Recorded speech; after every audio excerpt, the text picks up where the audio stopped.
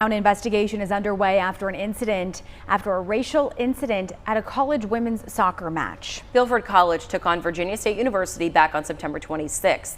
According to VSU, its women's soccer team heard racial slurs and inappropriate sounds directed at them during the game. In a memo released Tuesday, the school says Guilford fans yelled and made monkey noises towards their opponents and is requesting that their student athletes get a direct apology. Guilford College President Dr. Kyle Farmbree posted an apology on the college's website saying, quote, "I spoke by phone with Virginia State President Makola M. Abdullah to express apologies for the behavior of our fans and to let him know that we are conducting an investigation into the situation.